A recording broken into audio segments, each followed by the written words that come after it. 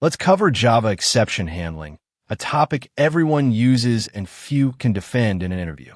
Checked versus unchecked, and when do you choose which? What happens if finally itself throws? Why is catch exception and ignore a firing offense? The theme, how your code fails is part of its API design, and interviews probe exactly that. Let's build from the hierarchy up to the practices that mark senior code. Definition first. An exception is an object that represents something going wrong, a missing file, a null reference, bad input. When thrown, it travels up the call stack until a matching catch handles it. The point is separation. Normal logic stays clean, and error handling lives in one deliberate place. The family tree. Throwable sits at the top with 2 children. Error. JVM level disasters, out of memory, stack overflow. You don't catch these, there's nothing sensible to do. And exception, which splits into 2 temperaments. Checked exceptions, like IO exception, the compiler forces you to handle or declare them. And runtime exceptions, unchecked, null pointer, illegal argument, index out of bounds, which the compiler ignores. The rule of thumb. Checked for recoverable external situations, a file might be missing, unchecked for programming bugs, a null that shouldn't be null. That distinction answers half the questions in this topic. So when do you choose which? Checked when the caller can plausibly recover. A missing file, a network timeout, forcing them to think about it is a feature. Unchecked for programming errors. Validate arguments and throw a legal argument or a legal state. Fail fast so the bug gets fixed, not handled. In the modern context worth naming, Spring and most modern frameworks lean almost entirely unchecked because checked exceptions leak through every method signature in clutter lambdas and streams. The senior answer isn't dogma. It's, here's the theory, here's why the industry drifted unchecked, and here's what I do. Have an opinion and know the trade-off. The mechanics interviews love. Finally always runs, even after a return statement. Its whole purpose is cleanup.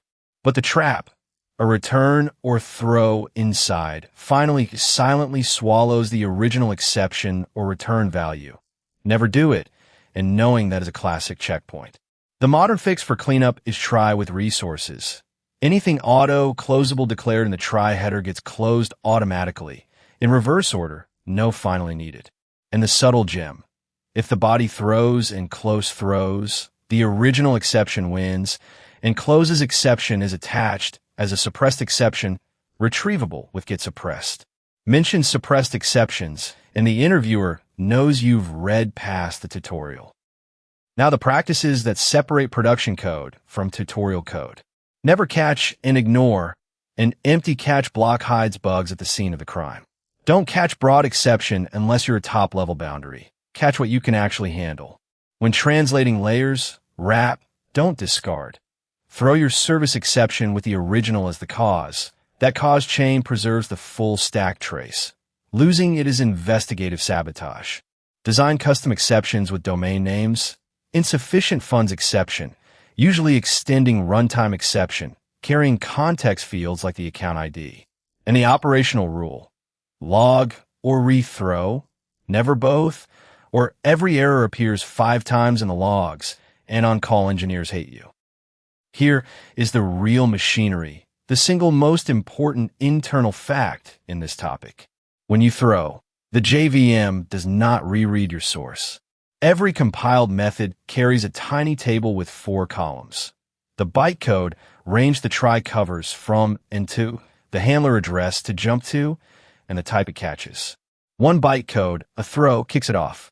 The JVM scans the current methods table for a row whose range covers where you threw and whose type matches the exception. No match. It pops that whole stack frame, running any finally on the way out, and tries the caller's table. It keeps unwinding frame by frame until a row matches and jumps to that handler. If no frame anywhere matches, the thread's default handler prints the stack trace, and the thread dies. Table lookup, not source order, that one sentence is a senior answer. The exact order. The try body runs. If it throws, The JVM picks exactly one catch, the first assignable one, top to bottom. And whatever happens, success, caught, or still propagating, finally runs last. 2 compiler rules. Catch the most specific type first. Put a parent before a child and the child is unreachable. That is a compile error, not a warning.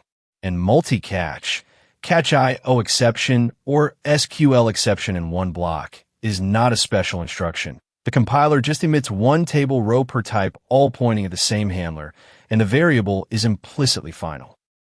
Finally, always runs, barring the JVM itself dying.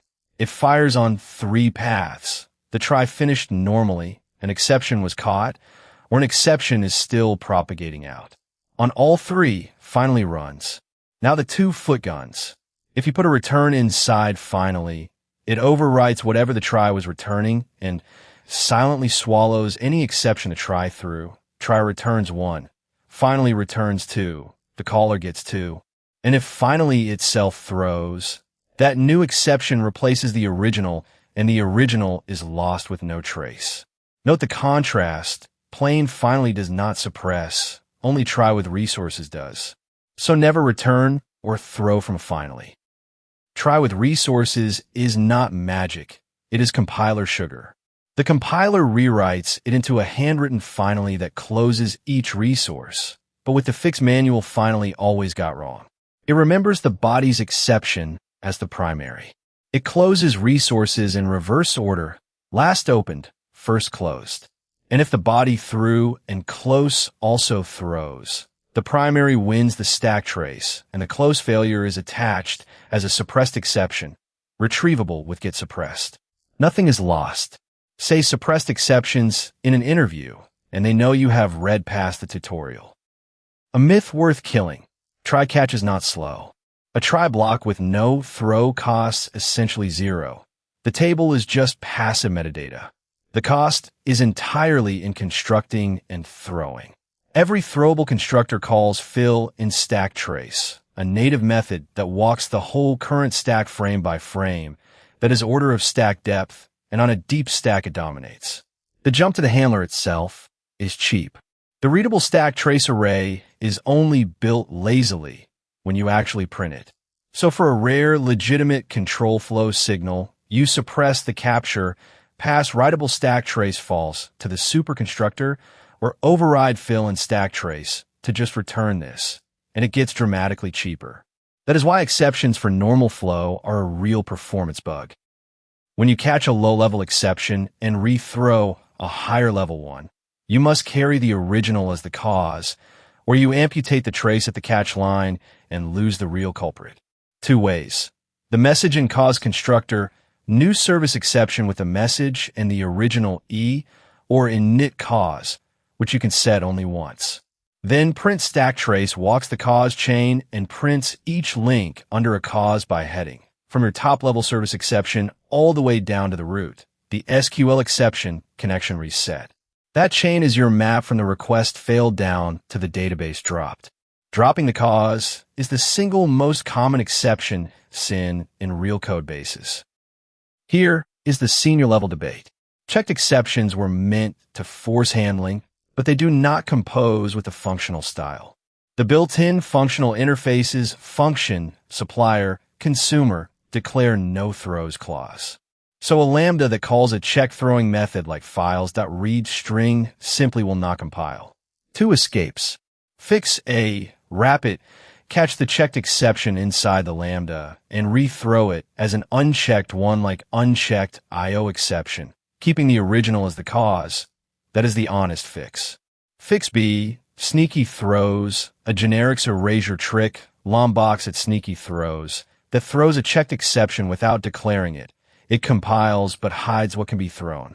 This incompatibility is a major reason the industry drifted toward unchecked. A good custom exception is more than a renamed runtime exception. First choice, checked or unchecked. Apply the same recoverability test and default to extending runtime exception, the modern norm. Then, regardless of that choice, 3 things always. 1. Declare a serial version UID, because Throwable is serializable Your exception crosses are MI and caches, and a class change without it triggers invalid class exception. 2. Provide a message and cause constructor so chaining works. 3. Carry the data that failed as typed fields, the account ID, the amount, not buried in a string, so a catcher can react programmatically. That is the difference between a sticky note saying problem and a real incident report. Throw to unwind frame by frame to first matching catch wins. Finally on the way. 2. Or the thread dies with a stack trace. Now the mistakes to avoid, straight from the field. Beginner empty catch blocks, swallowing. The number one source of no exceptions in the log's mysteries. GetSuppressed, Throwable. Intermediate using exceptions for flow control. Slow, stack traces are expensive. Losing the cause when wrapping. Catch and log and rethrow, duplicate noise. Advanced throwing and finally masks the real exception. Not using suppressed exceptions. Overusing checked exceptions and APIs. See modern practice below. Interview questions on this. Rapid fire. Checked versus unchecked. Checked equals compiler enforced, recoverable externals. Unchecked equals runtime exception, bugs. What does finally guarantee? Runs on success, exception, or return, only killed by JVM death, but prefer try with resources for cleanup. Throw versus throws? Throw equals the act. Throws equals the declaration on the signature. What happens if nothing catches? Stack unwinds fully. The thread terminates with the trace. Suppressed exceptions? In try with resources, close. Failures attached to the primary exception instead of replacing it. And what most tutorials never tell you. Filling in a stack trace is the expensive part of throwing. Why exceptions as flow control is slow. Modern practice leans unchecked.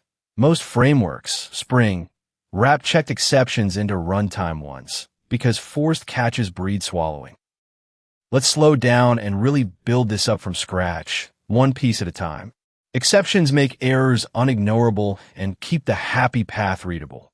But they're for the exceptional, not for normal control flow, returning optional/empty beats, throwing on an expected miss. Trace the arrows on screen slowly. That single picture is the whole idea in one glance. Let's slow down and really build this up from scratch, one piece at a time. Throwable splits into error, fatal, don't touch, and exception. Exception splits into checked. The compiler makes you handle it. And unchecked, runtime exception, you broke a contract. This one tree answers checked versus unchecked. Should I catch error? And Spring's rollback default SPCH10 all at once. Trace the arrows on screen slowly. That single picture is the whole idea in one glance. Let's slow down and really build this up from scratch, one piece at a time. The test. Is recovery plausible for the caller? If yes, checked, make them handle it. If it's a bug, unchecked, make them fix it. Then the senior nuance. The industry drifted toward unchecked because checked exceptions don't compose with streams/lambdas and get swallowed. Name the debate, don't just recite the rule. Trace the arrows on screen slowly. That single picture is the whole idea in one glance. Let's slow down and really build this up from scratch, one piece at a time. Try with resources is the answer to virtually every "what do you clean up?" question, automatic close in reverse order, and the suppressed exception machinery that stops close from hiding the real error.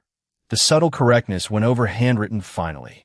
Trace the arrows on screen slowly. That single picture is the whole idea in one glance. Now the part candidates ask for most, what real companies actually probe on this topic, based on public interview reports, not official statements. Amazon Flipkart class reported checked versus unchecked, and which do you prefer? Expect the recoverability test plus the modern lean to unchecked reasoning, streams swallowing. Follow up, the Spring rollback tie-in. Oracle reported finally quirks, return in finally, exception masking, try with resources suppressed exception mechanics, multi-catch rules. Fintech reported exception as error contract, Never leak traces. Wrap with cause for audit. Correlation IDs. Control flow by exception banned on money paths. Google Meta reported less trivia, more judgment. When would you throw versus return optional error object and cost of exceptions on hot paths? Here is how the same answer is graded, from weak to excellent, so you know exactly what an interviewer is listening for. Question: checked versus unchecked.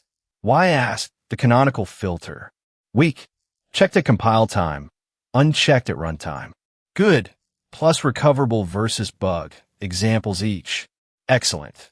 The recoverability test. The hierarchy. The modern lean to unchecked with reasons. Stream lambda incompatibility. Swallowing.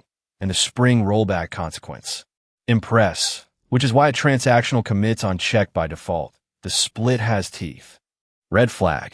Always use check for safety. Question: how do you clean up resources correctly? Weak. Finally close. Good. Try with resources. Excellent. Plus reverse close order, plus the suppressed exception fix. Why finally mask the real error? Plus auto closable requirement. Red flag. Unaware finally can hide the original exception. Question: you catch SQL exception and rethrow as service exception. What's the mistake if you're not careful? Excellent. Dropping the cause. Pass E as the second constructor arg, so caused by. Preserves the real stack trace. A bare new service exception truncates the trace at the catch line and destroys debuggability.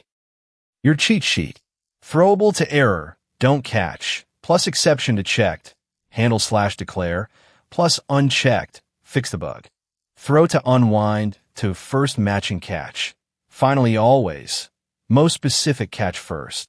Try with resources for any auto-closable, automatic suppression aware. Wrap at boundaries with the cause. Never swallow. And the memory trick. Checked equals the world's fault. Handle it. Unchecked equals your fault. Fix it. Quick check. Checked versus unchecked. Which one does the compiler force you to declare or handle? Checked exceptions. The ones extending exception. Unchecked runtime exceptions represent programming bugs, and the right response is usually fixing the code, not catching them. Quick favor. If this is useful, subscribe and turn on the bell. New videos and daily updates. Every 0 to deep. Now the recap. Let's lock it in. Throwable splits into error, don't catch, and exception, which is checked or unchecked.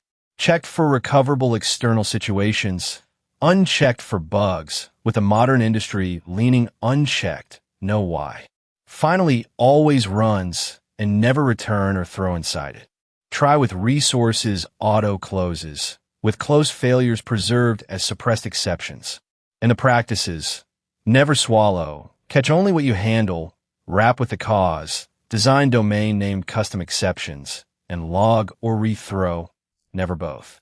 Fail well, and your code's API is complete. And that's exception handling. If you want exception performance costs, global handlers, and REST error mapping, it's all in the full write-up in the Code of War library. Like, subscribe, and keep building.